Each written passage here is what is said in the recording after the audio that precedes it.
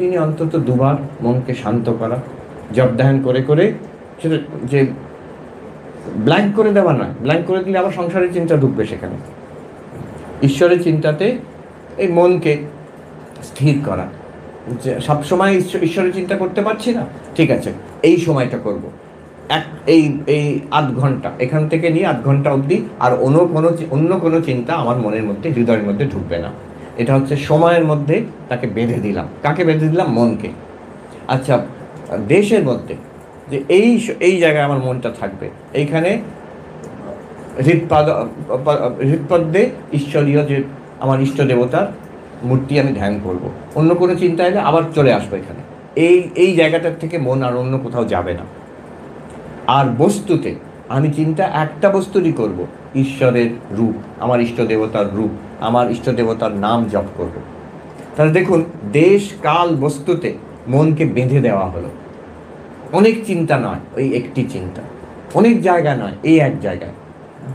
এইভাবে যদি বেঁধে দেওয়া হয়, মন আস্তে আস্তে শান্ত হয়ে যাবে।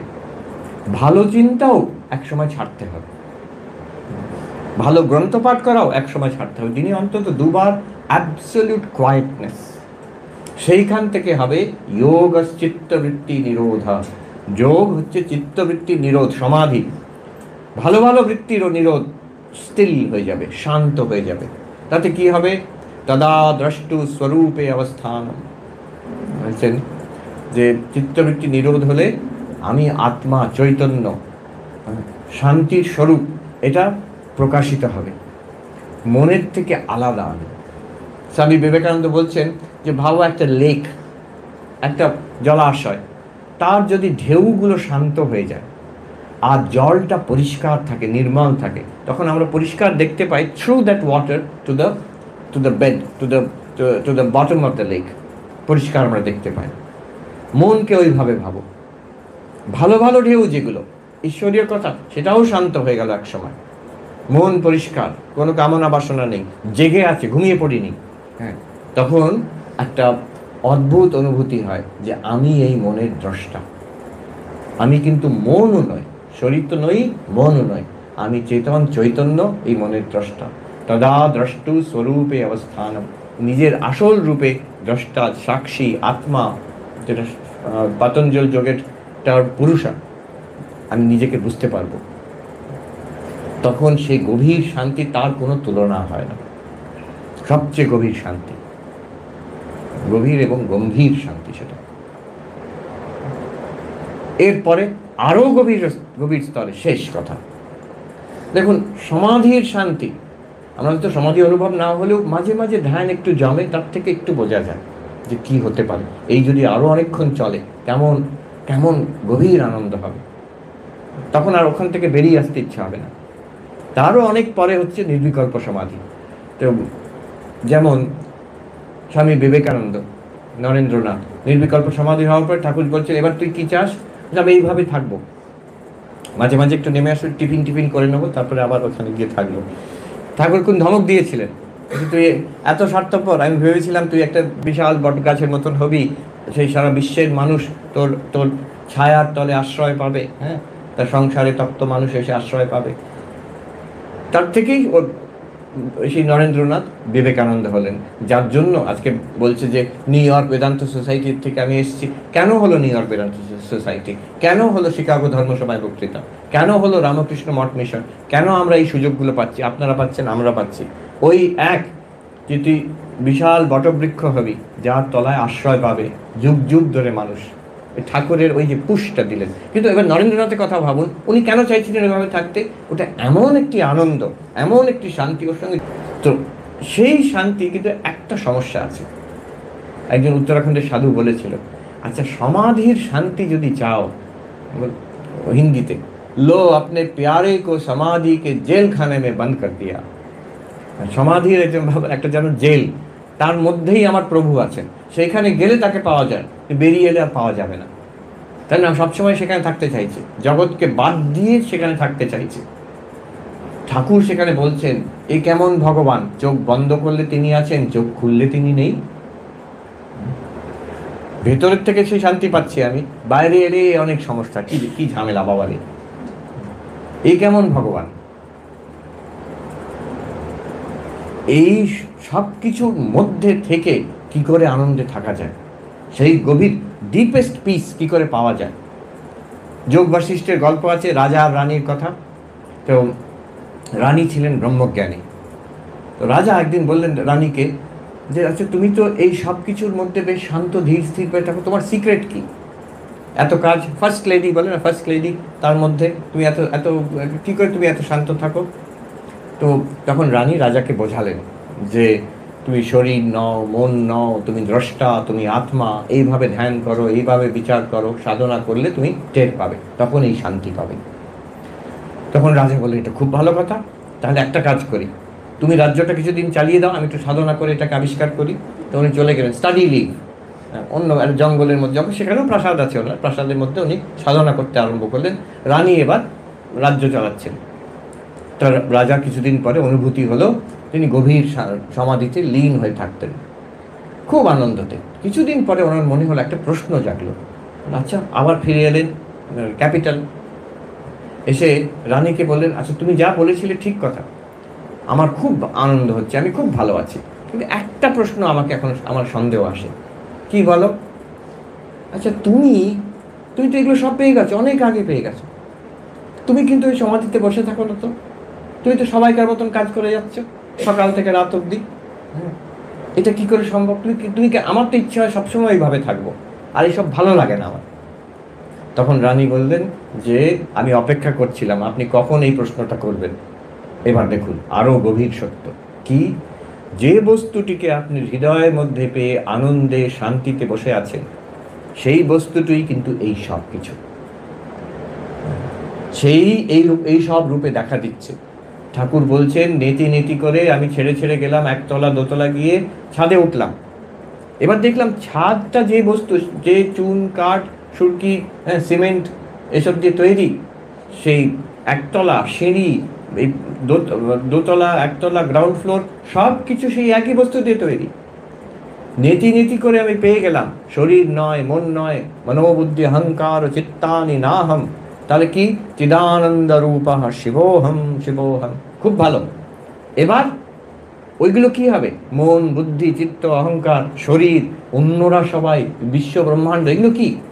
এটাও কিন্তু সেই চিদানন্দ রূপ শিবোহম। এখানে জ্ঞান থেকে বিজ্ঞানের লেভেলে আমরা পৌঁছে যাচ্ছি। চোখ বন্ধ করে শান্তি, চোখ খুলেও শান্তি। রঙ্গনাথনজির কথা, when I close my eyes I get peace within, when I open my eyes my attitude is what can I do for you. This is spirituality. কেন close my eyes open my আইজ?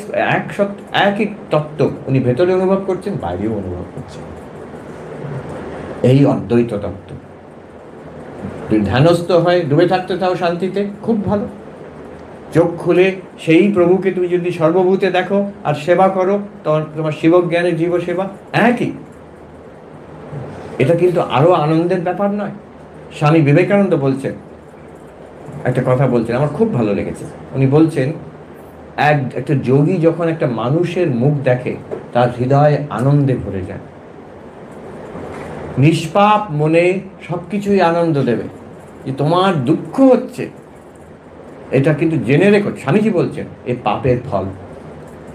এর মানে নয় যে আমার শরীর খারাপ হয়েছে, লোকে দুর্ব্যবহার করছে, আমার ক্যান্সার হয়েছে, এগুলো আমার তাহলে আমার পাপের না, তার জন্য যে আমার দুঃখ হচ্ছে এইটা পাপ থেকে। যে পূর্ণ আত্মা তার সেই সব রোগ শোক হয়েও তার দুঃখ হবে না, তার মন আনন্দে ভরে থাকবে। এই যে হৃদয়ে, আমাদের সন্ন্যাসী মহারাজ এখানে তিনি খুব সুন্দর কথা বললেন। তিনি বললেন যে এই যে মা বলছেন দুঃখ কি জানি নে বাপু, তিনি মানে ঠাকুর হৃদয়ে আনন্দের ঘট বসিয়ে দিয়ে গেছেন। এই হৃদয়ে আনন্দের ঘট বসানোর সাধনা আমাদের করতে হবে, আমরা করছি। কি করে হবে সেই সাধুটি বললেন যে চোখ বন্ধ করে আমরা ভেতরে অমৃত পান করব।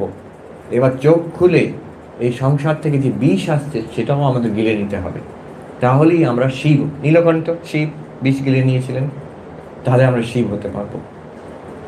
অমৃত পান ভেতরে না করলে, আনন্দের ঘট ভেতরে না থাকলে বাইরের সঙ্গে কিন্তু আপনি শান্তি পাবেন না।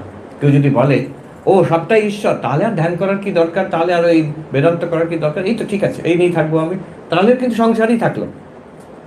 আগে ওই ছাদে উঠতে হবে, তারপরে ওটাকে দেখে তখন চিনবে এই সব ঈশ্বর।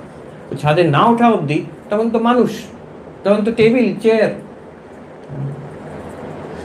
এই যে বিজ্ঞানের অবস্থা, সর্বভূতে ঈশ্বর দর্শন, সব কিছুতে ঈশ্বর, যে জিনিসটা আমি ভেতরে পেয়েছি সেটাও বাইরে আছে। মানুষের মুখ দেখলেই আনন্দ হবে। যে ঠাকুর বলছেন ঝাড় প্রদীপের মতন দেখলুম। ঝাড় প্রদীপ স্যান্ডেলিয়ার বলে না, যে অনেকগুলো ছোট ছোট আলো ঝলমল করছে।